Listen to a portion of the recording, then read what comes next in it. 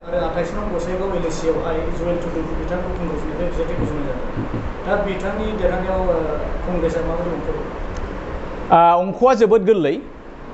जोंनि अपोजिशना मेन अपोजिशन होनोबा जोङो दा UPPL खौनो लादों आरो दा खिन्थु मोनसे बिराद गिदिर गुलुंगुजुं बिथांमोननि गेजेराव जादों बे जाहैबाय मित्र दल एलायन्स मित्र दल एलायन्स दा बावहाय बोरैबायदि इन्टारेस्टिं जोङो सानदोंमोन BPF खौ हारसिङैनो बिथांमोना केन्डिडेट होगोन साननानै खिन्थु बिथां हाग्रामानि मैया दाखालिनि बुंनाय बायदिबा बिथाङा जे हिमन्त बिश्व शर्माजों रायज्लायनानै BJPआव मित्र थाजाबाय आरो बे हिसाबै जोङो आन्डारस्टेन्डिंआव लोगो हिसाबै जोङो केन्डिडेट होदों खिन्थु दिनै UPPL नि वार्किं प्रेसिडेन्ट बिथां रोनगोरा बिथाङा बुंनाय मथेब्ला जे मित्र दलाव बिथांमोना हाबाखै आरो बे मित्र दलखौ जोङो गनाया बिथांमोना मानो होखो जोङो बेखौ मिथिया फारसेथिं हाग्रामा बिथाङाबो गावबो बुंदों जे UPPLआ मानो होखो माब्रै खालामनो बिथांमोना इन्डिपेन्डेन्ट मोनसे संगठन बे हिसाबै जोङो मिथिया आरो बे गासैखौबो खेंफोरथि होनो BJPनिनो आफादगिरि भबेश कलिता बिथाङाबो मैयानि निउसाव होबाय जे हाग्रामा अर्थात BPFआ जोंजों जेबो मित्रता खालामाखै दा बे गासैबो गुलाय गुजायखौ नायोब्ला जोङो कंग्रेसआ ओरैबायदि सानदों ओरैनोबो पपुलेसन पेटार्न हिसाबै मुस्लिमानो सिंगल लार्जेस्टखा दा मुस्लिमनि थाखाय दिनैनि भटआ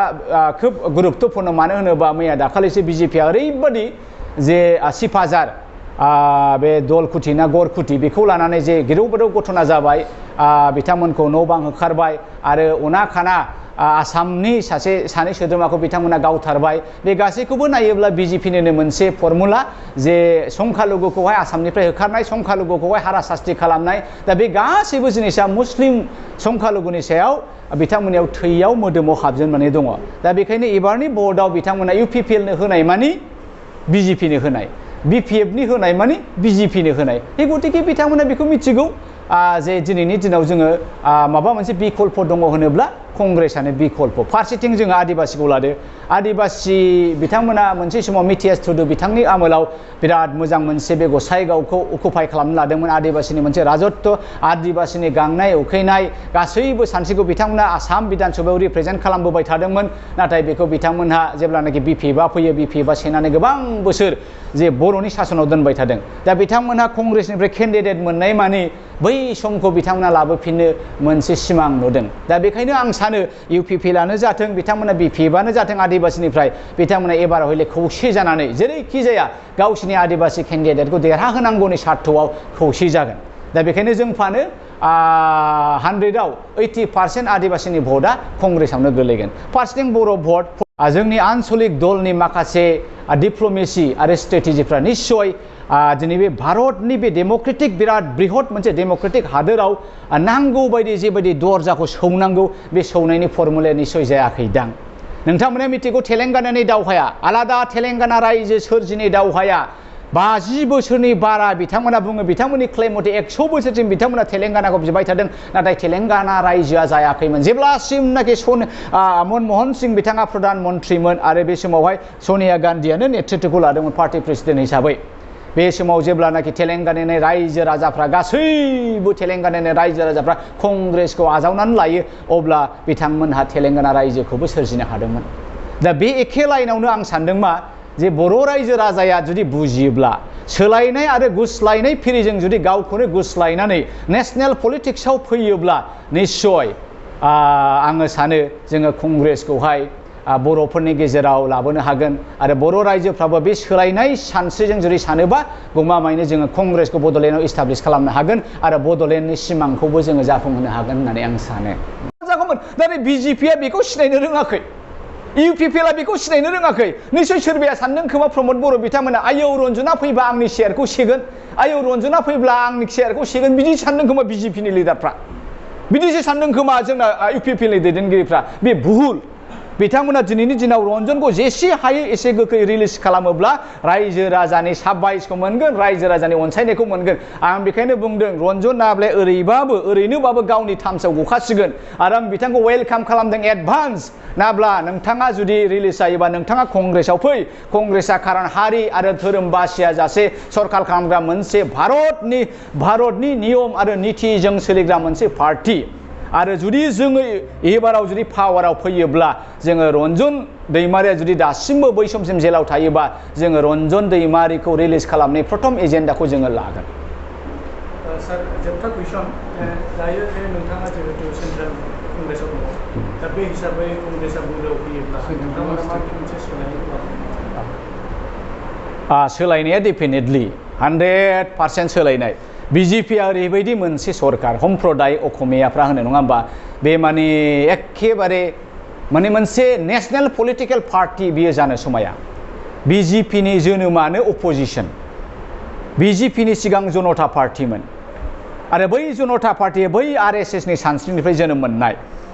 दा बे जनता पार्टीया बै भारत उदांस्रि समनिफ्रायनो दङ बिथांमोनहा दा बै समावबो बिथांमोनहा उदांस्रि दावहारुफोरनि बेरेखा थानानै ब्रिटिशफोरजोंसो थानानै बिथांमोनहा मा खालामोमोन बै दावहारुफोरखौ भारत उदांस्रि दावहारु नांग्राफोरखौ हमहैयोमोन आरमा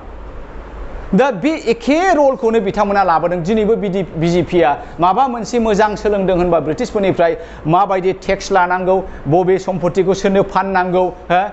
बे देशद्रहिनि खामानिखौनो बिजेपिआ मावबोबाय थादों माबा मोनसे मावदों होनोबा अपोजिशन माने उल्था मावबानो जायो बेखौनो अपोजिशन लायो बिथांमोना दिनै नोङो नायदो दिनै भारतनारिफ्रा गासै भारतनारि सिटिजेनफ्रा दिनै भारताव बेसेबां बिजेपिनि आमोलाव जोंहा हारासास्ति जादों जोंहा दिनै खामानि दामानि गैला स्कुल कलेज गैला साख्रि बाख्रि गैला बेफार बानिज्य बेखार फालांगि गैला अब्ला जोङो मा मावनानै जागोन दा बे गासैखौबो नायदो नोङो दाम आलु थाव संख्रि फानलु गारि मटर सालायग्रा थावा बारायजोब्बाय आरो जों खोनादों एबारावलायनो बे कर्टनि माखासे नै बिथाङा उकिल बिथाङा साबसिन बुंनो हागोन जे कर्टआव जे जोङो दलिलफोर बानाया होमबा एफिडेभिटफोर बानाया होमबा बैनि फिसआ डाबल ट्रिपल बारायजोबसिगोन जाय दलिलखौ जोङो 10 थाखानि बायोमोन जाय दलिलखौ जोङो 20 थाखानि बायोमोन बेफोरनि दामा 200 बेफोरनि दामा 45,000 सामवेयार दा बे ओरैबायदि जाबाय इन्टारेस्टिंलि जे इउपिपिएलनि गेजेरावनो माखासे ग्राउन्ड लेभेला प्राइमारि लेभेलाव ओरैबायदि गाज्रि मोनलायनानै दङ जे इलेक्शननि समनिफ्रायनो थाखा फैसा दाहार दङ बे दाहारफोरखौनो क्लियार खालामाखै नोंगौ हिमन्त बिश्व शर्मा बिथाङा इलेक्शननि उनावनो केन्डिडेटफ्रा जाहाथे गावबागाव समस्थियाव लाख लाख कौटि दाहार थानाय फैसाखौ दाहारखौ सुस्रांथों होननानै सासे केन्डिडेटनो जों खोनानाय मथे 10 कौटि सोरनोबा 14 कौटिसिम हरदों दा बे जिनिसा क्लियार जानांगौ नाथाय केन्डिडेटफ्रा बै फैसाखौ गावनिल' दाहारफोरखौ दिन्थिजोबनानै प्राइमारिनि दाहारखौ ब्लकनि दाहारखौ डिस्ट्रिक्टनि दाहारखौ सुस्राङाखै आरो बे दाहारैनो थाबाय दा दिनैसिमबो बै दाहारफ्रा सुस्रांजायाखै बेखायनो प्राइमारिनि इउपिपिएलनि वार्कारफ्रा गावसिनि गेजेराव खोब गाज्रि मोनलायनानै दङ आरो बुंसोलायदों जे जोङो एबाराव इउपिपिएलनो भट होआ बरंसो जोङो गुबुन मोनसे मोजां पार्टिनो होगोन दा बे मोजां पार्टि इउपिपिएल आरो बिपिएफ जों सानफ्रामबो नांलायो मिडिया सेलाव नङा होमबा ससियेल मिडियायाव एखे सैमा अमा मोख्रा मावजि होनलायगासिनो दं नेरलायगासिनो दं मालाबाबो बिपिएफनि भटारफ्रा इउपिपिएलनो होनाय नङा आरो इउपिपिएलनि भटारफ्राबो बिपिएफनो होनाय नङा अब्ला बेहायबो बिकल्पआ मोनसेल' बे कंग्रेसआनो जानानै फैदों दा बे गासैखौबो नायोबा गसाइगाव 28 नं बे समस्थियाव कंग्रेस देरहागोना दिनैनि दिनाव 100% रोखा जानानै दङ कंग्रेसखौ लानानै आरो बर' माहारिफोरनि गेजेराव बड'लेण्डनि सिमां नुदों नामा डेफिनेटलि दुलाराय बर' फरायसा आफादा जोंनि मोनसे स्टुडेन्ट मोनसे छात्र सन्था मोनसे संगठन जोङो दुलाराय बर' फरायसा आफादखौ हारिनि सिनस्रि होननानैबो बुङो बेयो जोंनि हारिनि इमोसन जोंनि फिसा फिसौआनो जोंनि छात्रफ्रानो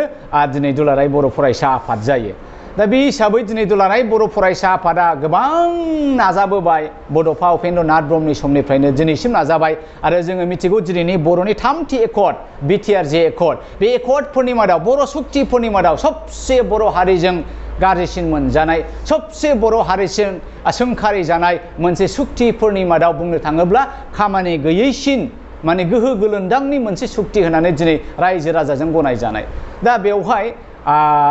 जोङो जुदि एबसुआ बर'नि मोनसे माहारियारि आफाद आरो बे एबसु थासान्दियाव जे जोङो दिनै बड'लेण्डनि सिमां नुनो हाया हारि गायसननायनि सिमां नुनो हाया आङो बेखौ साना दा आं दहाय होनखानाय बायदि आरो थांनाय बाराव आङो आंनि प्रेस मिटआव बे खोथाखौबो बुंदों जे दुलाराय बर' फरायसा आफादा थाबैनो पलिटिक्सनिफ्राय गुगाबोआबा थाबैनो इउपिपिएलजों नांथाबनायनिफ्राय जुदि गावखौ थख' खालामाबा दुलाराय बर' फरायसा आफादा दुलाराय बर' फरायसा आफादै थानो हानाय नङा होननानै आं बुंदोंमोन बिनिनो सप्ता खनसेनि उनावनो नै दाखालि बै फेक एनकाउन्टारखौ लानानै जोंसार बर' आरो जनक कुमार ब्रह्ममोन नामा बिथांमोननि जेब्ला फेक एनकाउन्टारखौ लानानै दुलाराय बर' फरायसा आफादा थामहिनबा माहारि आफादा जेबो खोथा बुंनो नागिरियाव नेबाय रायजो राजाफ्रा एबसुआ माबा बुंगोन नामा सानबाय नाथाय एबसुआ सिरिबोबा बुंनो गोसो गैया दा बे समावहाय दाना मा जाबाय जोंनि सात्रफ्रानो जोंनि फिसा जोंनि एबसु सात्रफ्रा फ्रेस फरायसा गथ'फ्रा गावजों गावनो ज' जानानै हाजार लोब खुद्रिनाय दा बेबो मोनसे फिथाइ दा बेखायनो आं बुंदों जोङो कंग्रेसा आङो मा सानदों जे आङो जेखि पलिटिक्सआव थाया मानो नेसनेल पलिटिक्स जाथों बेयो नाथाय आङो बर' हिसाबै आंनि थैया बर'निनो थै जेब्लासिम आङो बर' हिसाबै आङो थांनानै दङ आङो निस्सय बर'लेण्डखौ आङो सिमां नुगोन खारन आङो मिथिगौ मानसिया जोनोम जानाय लोगो लोगो मानसिनाव मोनथाम दायित्वआ बे दायित्वखौ लानानै जोङो जोनोम जायो एक नाम्बार दायित्वआ बेक्तिगत सासे बेक्तिया इसोरजों मोजां सोमोन्दो थानांगौ होननानै बुंदों आरो द्वितीय नाम्बाराव गावनि न'खरखौ जोथोन लानांगौ होनदों आरो थिनि नाम्बाराव नोंनि समाजखौ नाय बे हिसाबै आंहा आंनि सोमोन्दो इसोरजों दङ आरो आङो आंनि न'खरखौबो नायगोन आरो बेनि उनावनो आं माबा सानो होनोबा हारि आरो हादोर सिबिनायखौ आं सानगोन दिनै आं नेसनेल कंग्रेसआव हाबदों नेसनेल कंग्रेसआव हाबदोंब्ला जे आं हारिखौ बावलांगोन बे नङा जेसेबांसिन आङो बर' हिसाबै आङो थांनानै दङ बे हायाव आङो बर'लेण्डनि सिमांखौ आङो नुबाय थागोन आरो जोङो सानदों कंग्रेसनि स्ट्रेटेजि आरो डिप्ल'मेसिया दिनै गाज्रि नङा बर' गिबिथारावनो आसाम प्रदेश कंग्रेसनि स्पक्स पार्सन हिसाबै आरो बिटिआर कंग्रेसनि इनचार्ज हिसाबै आं गर्जन मुसाहारि आरो आंजों लोगोसे दङ चिरां जिल्लानि कंग्रेसनि प्रेसिडेन्ट बिथां सन्जिब औवारि आरो लोगोसे दंबावो जोंनि क'क्राझार डिस्ट्रिक्ट कंग्रेसनिनो एक्टिभ वार्कार फंबाय हाबिल आली दिनै जोङो बे समाव गसाइगाव साब डिभिजननि पर्टेल निउसखौ मिडियाखौ जोङो लेंनायनि खारनानो बेनो जे दानि फैबाय थानाय बाय इलेक्सन थामहिनबा उपनिर्बाचन स्पेसियेलि जोंनि बे 28 नं गसाइगाव एलएसिखौ लानानै जोङो जे कंग्रेसनिफ्राय खोब जोङो गोसो गुदुङै खोब सांग्राङै जे इलेक्सननि थाखाय जोङो थियारि जादों दा बेनि सोमोन्दैनो फंनैसो रायजो राजानो बुंथिनो थाखाय गसाइगाव ओनसोलनि बे 28 नं एलएसिनि गसाइगाव एलएसिनि रायजो राजाफोरनो बुंथिनो थाखाय आङो दिनैनि बे मिडिया जिरायनायखौ लेंनाय जादों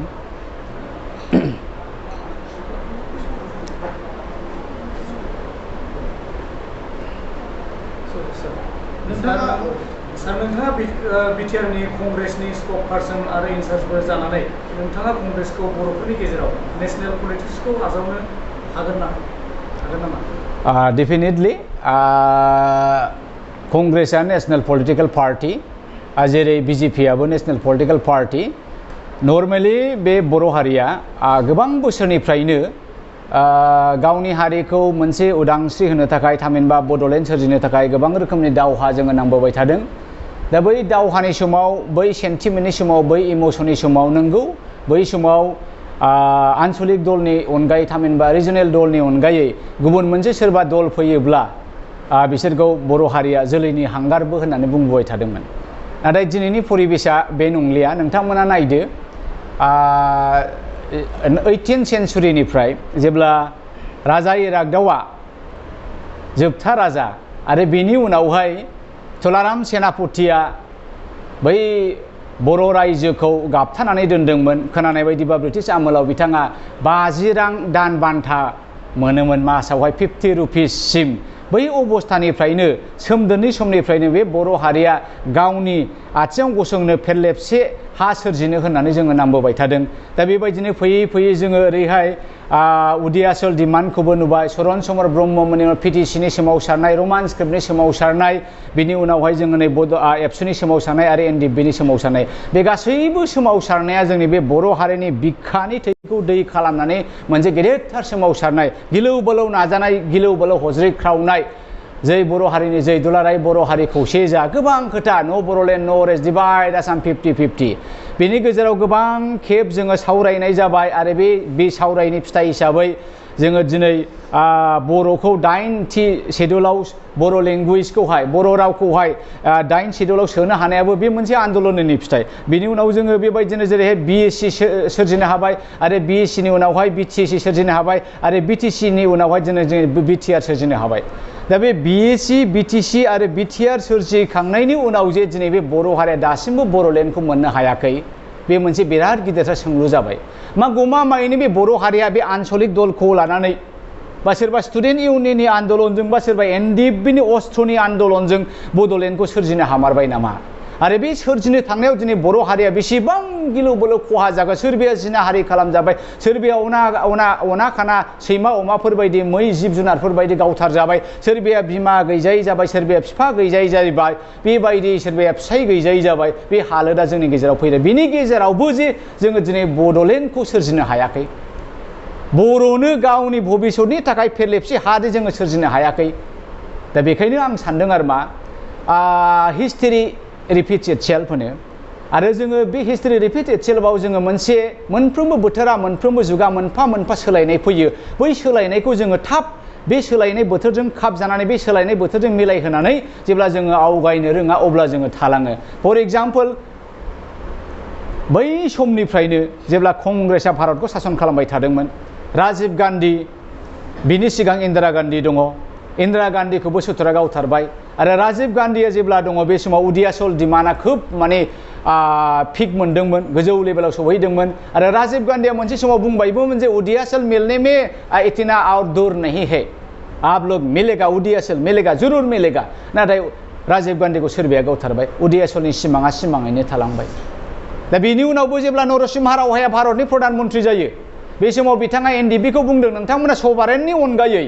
other than sovereign if you have the idea of separation anywhere in any country I am ready to talk with the leadership of NDFB without any condition without any ceasefire बिथांमोना गनायाखै आसुगुर गाव गासिबो जोङो सभारेननि गाहायाव फैनो हाया दिनै सभारेनाथ' गोजानो सेपारेस्टेडखौबो सोरजिनो हायाखै दा बे गासैखौबो जोङो सामाप खालामोबा सानोब्ला जे नंगौ रन्जन दैमारि एबा डिआर नाब्ला सारखौ दिनैसिमबो जेल जोबथेजानाय बख'नाय जायाखै दा बेनि सायाव नोंथाङा बुङो डिआर नाब्ला रन्जन नाब्ला बिथाङा हारिनि सासे गेदेर दावहारु बै समनिफ्रायनो बर' हारिखौ हारिनि सेन्टिमेन्ट सोजेननाय बर' हारिया जे मोनसे हारि बे हारिया जे राव हारिमु सोदोमस्रि दङ बे गेदेरथार राव हारिमु सोदोमस्रि गोनां हारिखौ जे बर' हारिया फोथांनानै लाखिनांगोन बेखौ फोथांनानै लाखिनोबा बे हारिया गेरेमसा जानांगोन बे गासैबो सिमां नुजेननाय हारिखौ खौसे खालामजेननायफोरनि मादाव बड'फा उपेन्द्रनि लोगो लोगो रन्जन नाब्ला बिथाङाबो सासे दा बेखायनो जोङो दिनैनि दिनाव बिथाङा जेलाव दङ ना दैयाव दङ ना हाजोआव दङ ना अबावबा थाखोमानानै दङ बे मानसिखौ नागिर लाबोनानै बे बर' हारिया बर'नि गेजेराव गेदेमा महरै हारिखौ सिबिनो जोङो सुबिदा होनांगौ जों बयनिबो दायित्व दा बेखायनो आं सानो दिनैनि दिनावहाय एक्चुअलि बिजेपि आरो इउपिपिएलआ मा सान्दों आं बुजियाखै मैया दाखालनि इउबिएलनि जे जोनोमखौ जोङो नायोबा बे मोनसे बिराद गिदिर पलिटिकेल खैसार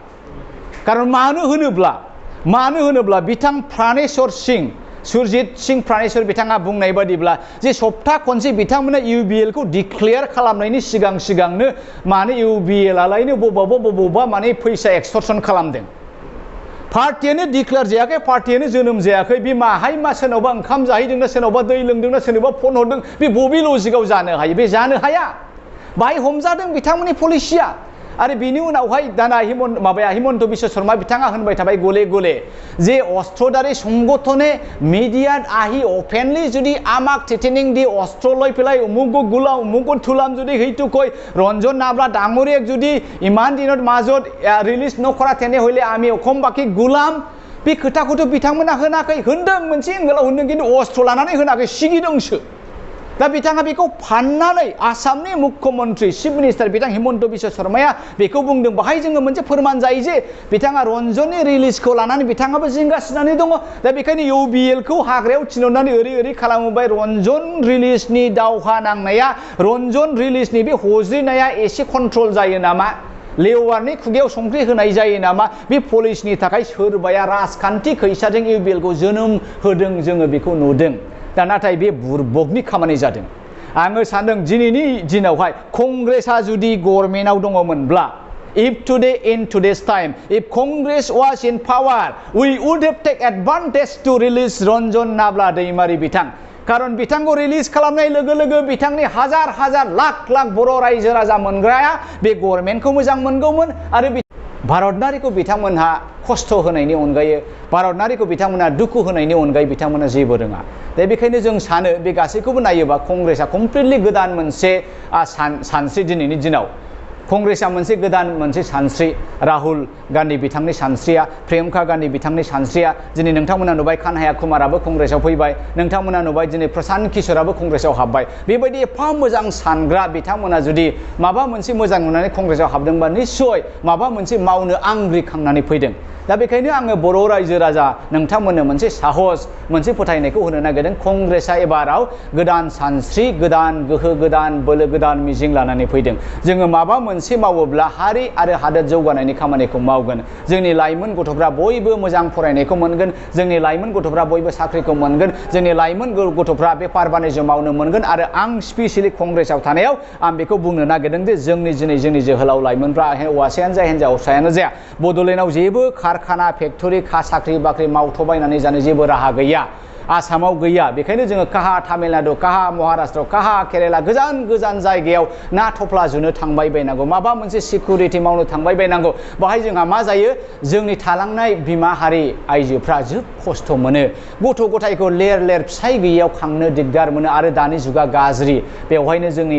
आइजोफ्रा सोरबा हौवाफोरजों खारफालांदों बेफोरबायदि घटनायाबो जाबाय थादों दा बेफोरखौ गैया खालामनोबा जोङो बड'लेण्डआव गोबां रोखोमनि फेक्टरि कारखाना बा इन्डास्ट्रिफोरखौ जोङो फसंनांगोन आसामाव जोङो फसंनांगोन दा बेखायनो आंनि मोनसे गेदेरसिन चेलेन्जआ बेनो जागोन जुदि कंग्रेसआ एबार आसामाव सरकार दायोब्ला कंग्रेसआ जुदि बिटिआरआव जुदि सरकार दायोबा जोंनि फार्स्ट एजेन्डाया जोंनि लाइमोनफोरनो जोङो माब्रै साख्रि बाख्रि मावनो थाखाय राहा होनो हागोन जोङो बेखौ लागोन आरो 2 नाम्बारा जाहैबाय